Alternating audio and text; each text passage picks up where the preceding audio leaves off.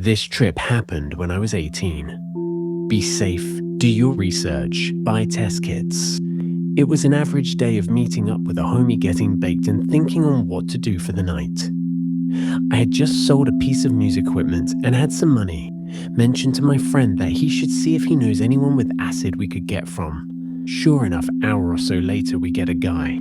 For the sake of the story, I'll call my friend X. So me and X start driving to the guy's house who X knows more than me. We get there, go inside and hang out for a bit, smoking a few with the owner of the house and friends of his. I ended up buying like 6 to 10 tabs or something, I can't actually remember. At this point in the story, it is probably worth noting that I had no true grasp of how LSD is dosed, and I had only ever bought the same batch off the same dealer before this and had taken 2 tabs with no serious outcome similar to this.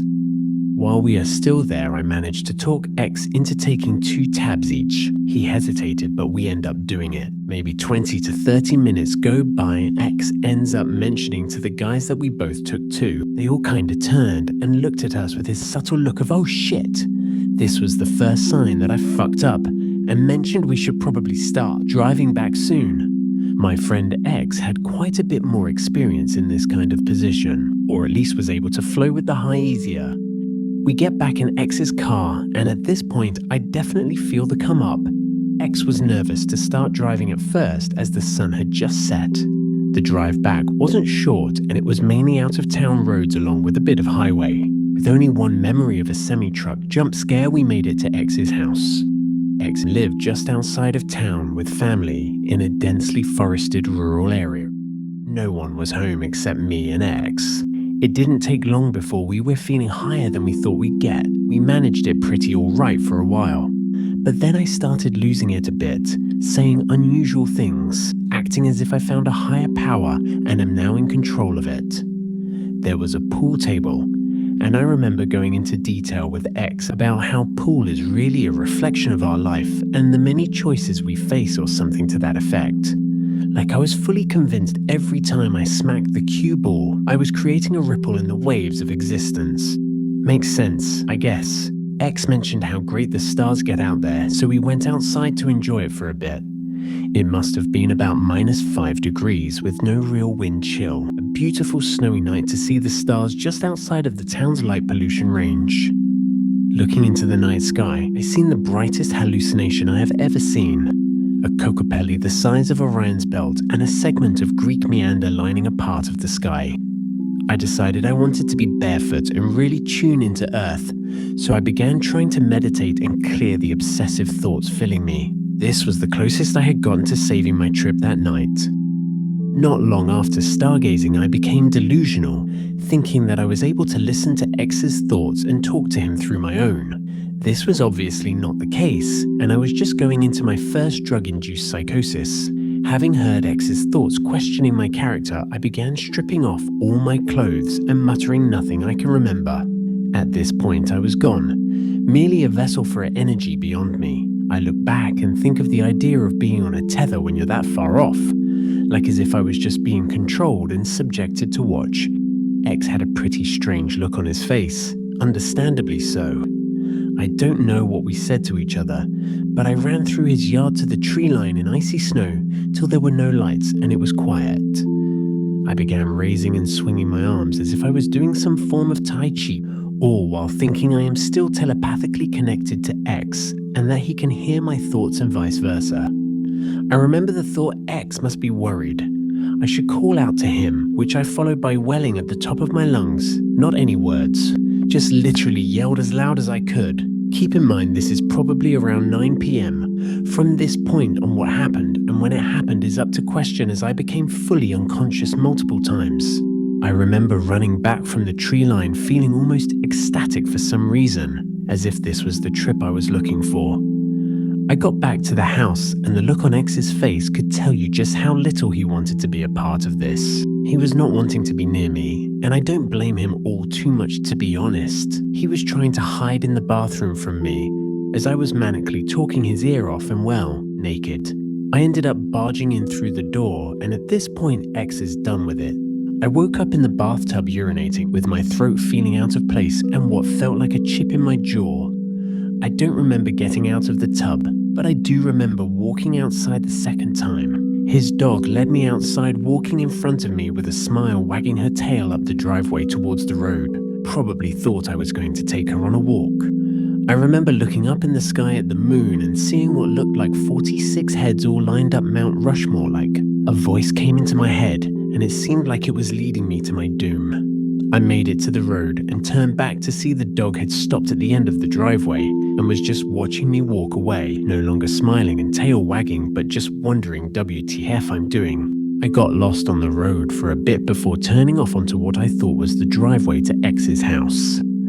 I got closer to the house until I was eventually within view of the porch lights they had on. I don't remember recognizing the house, but I do remember their door was unlocked and I happened to walk right in on a middle-aged couple playing cards in their living room. Within the same moment I entered, that man got up to get a weapon or something I can only imagine. I had realized this was the wrong house.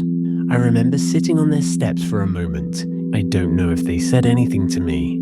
I don't know if I said anything to them, and I didn't see what he went to get. Their dog barked at me all the way up the driveway and while I was walking the road.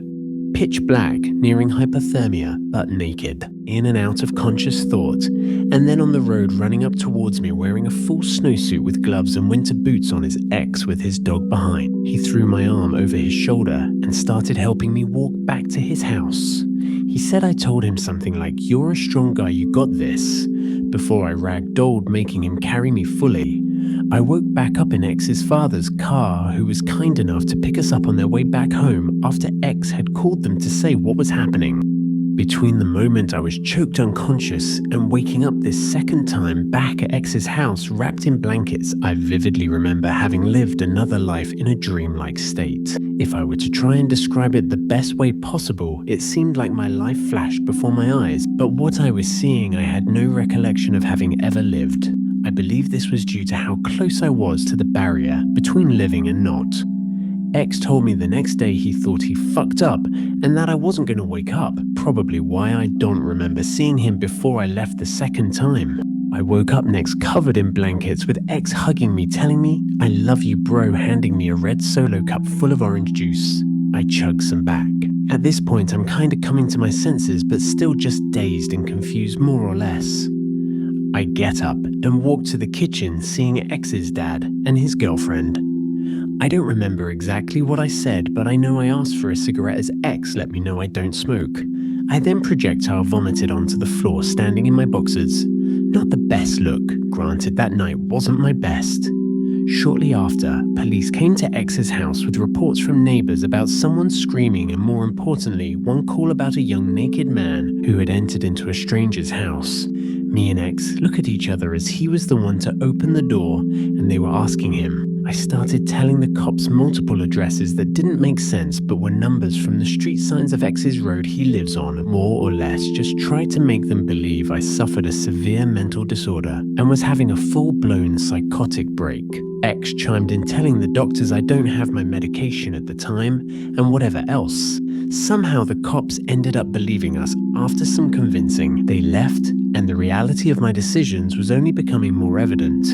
Not much happened after that. At that point it was around 11 p.m. probably. X was still visibly high and I think I had drained out as much toxins as I could. I apologized to the best of my ability to both X, his dad and girlfriend. They were more glad for my safety. The morning after will go down as one of the worst times I spent acknowledging what I had done. It must have been an hour before I seen X or his dad. The whole time I just felt guilt and shame, wanting to let them know if there's anything I can do to repay them, just let me know. They were both forgiving, but I could tell this definitely changed their view of me a bit. Me and X were still hanging out the odd time and talked, but not as much as we did before. He moved out of town a few years later. I've thankfully been able to visit him since, and we've talked over that night and how messed up it got.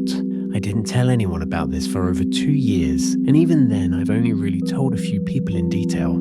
That is until I began experiencing symptoms of PTSD in early 2021. Those symptoms, along with my addictions, grew for the next 2 years until I went into therapy.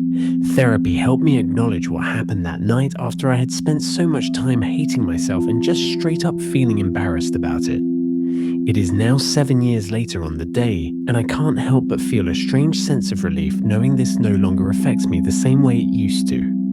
I haven't relived this night fully through since my second therapy session, and I'd be damned if I ever forget it.